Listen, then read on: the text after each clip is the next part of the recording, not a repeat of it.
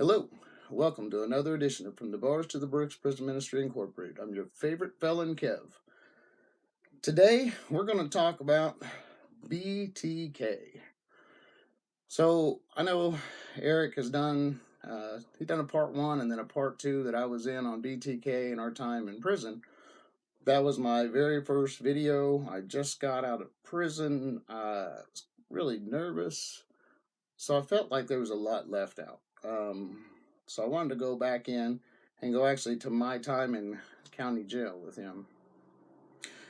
Take you back, Sedgwick County, Kansas, Wichita, Kansas. February of 2005.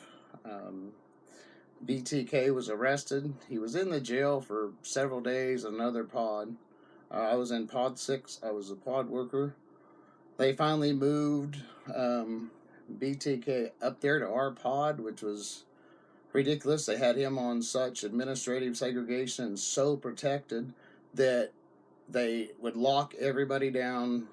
I mean, if he had to walk across to get a razor from the officer or something, it just, in which they let him out only out at night, at the middle of the night for him to come out. But if they had take him something, and like me as a pod worker, I couldn't even give him his meal, depending on the officer. They would make me go away while they opened his bean hole, and it was crazy. But Dennis was a very interesting fellow. As a pod worker, you'll usually, when someone's locked down or whatever, whether it be administrative seg, disciplinary seg, or whatnot, you,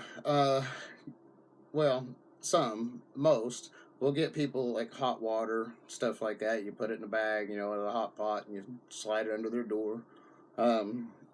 Anyway, so I would get him hot water and stuff like that because the man's got plenty of money. He kept mail and money orders, and that's when the jail still took money orders, and it was just insane. I think he's part of the reason they went to the electronic banking, actually. But anyway, I got to where I'd talk to him and stuff, and when everybody's locked down, I'm out cleaning in the afternoons and the mornings, and then at night I get to stay up, depending on the officer. Sometimes at least till midnight, 1 o'clock in the morning. Sometimes all night. It really, just like I said, depends on the CO. But some COs, after a while, they saw that me and Dennis got along. I kind of got along with everybody. I already was in prison. I wasn't trying to make it worse. I was just trying to deal with being away from my kids and my family and everything like that. And I've always been, I treat people how I want to be treated, live by the golden rule.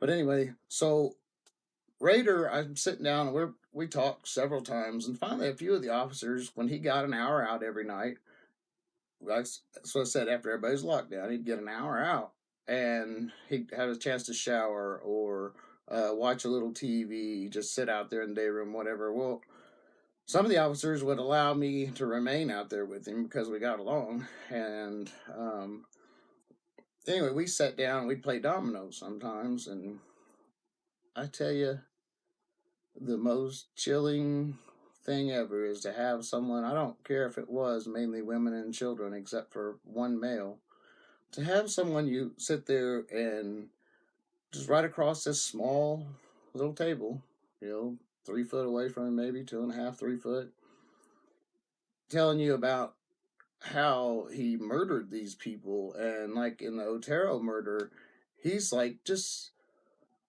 talking like I'm talking right now, and he's like, yeah, I went in there, and man, I didn't know the kid's going to be home. I wasn't expecting him to be home. Man, I did, and he said, I strangled the woman, and I really didn't know how to strangle anybody. Never done it before. Didn't know how to do it right. And, I didn't do it right. I had to tighten up the cord, and, man, it was sick,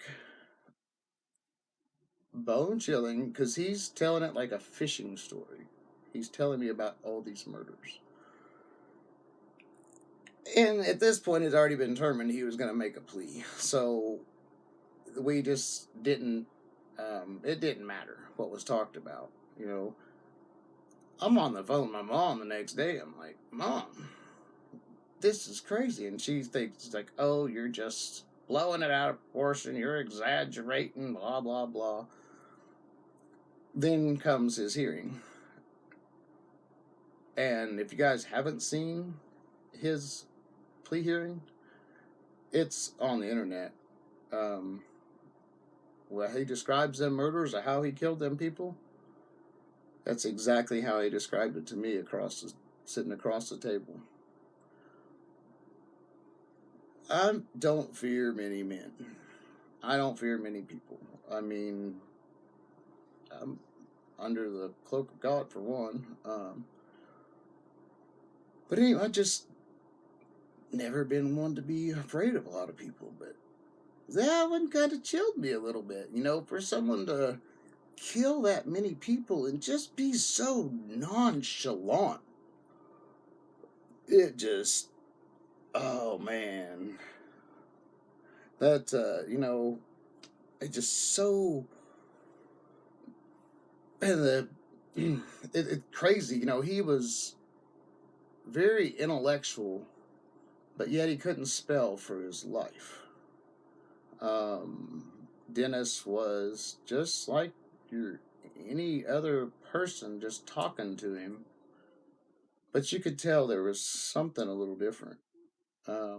He was a really nice guy in county and stuff, never had issues.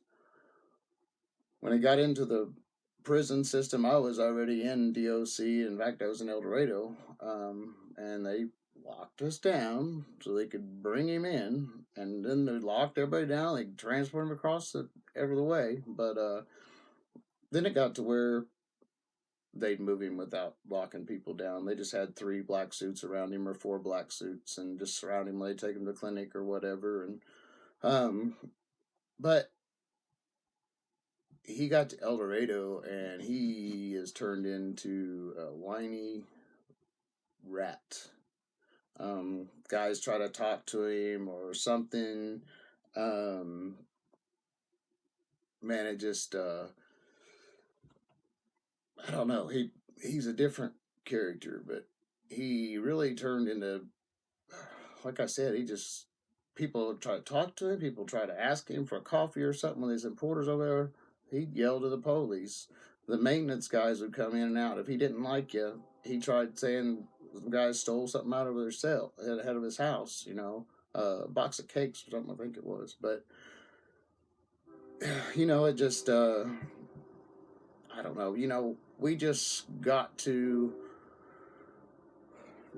be glad he's where he's at. He's never getting out.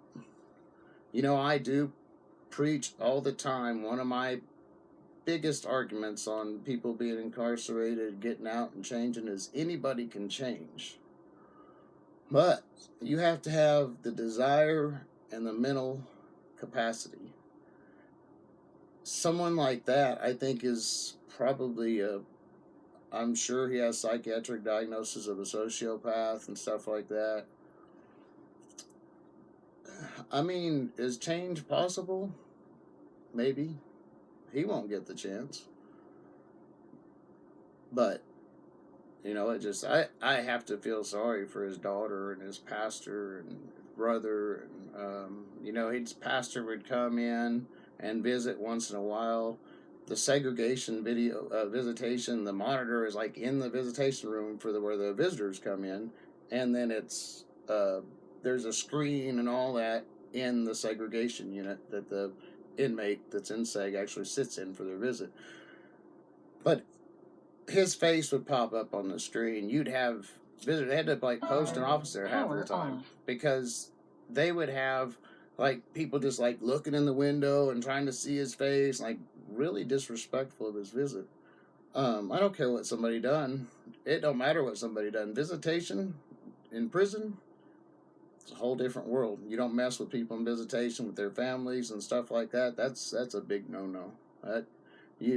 You might be better off calling somebody the B word or the punk or something. I've seen people get stabbed over visitation, but obviously Dennis can't get out and stab nobody. If he's ever out of his cell, he's always cuffed. He's always under at least 2 officers or black suits escort. So, I mean, they've got him locked down for his protection. They're afraid someone's going to try to make a name for themselves and take him out. But anyway, I've gone on long enough for this video. I just want to touch up a little extra on the BTK. Like I said, the county experience, I couldn't really recall all the details. That was my first video I'd ever shot. That was with Eric. You guys want to check that video out. From Prison to the Streets, Eric Swanson. We have a BTK part 1 that he did, and then part 2 I'm on. There's also a video we done on the Wichita sniper, Mikey Souls.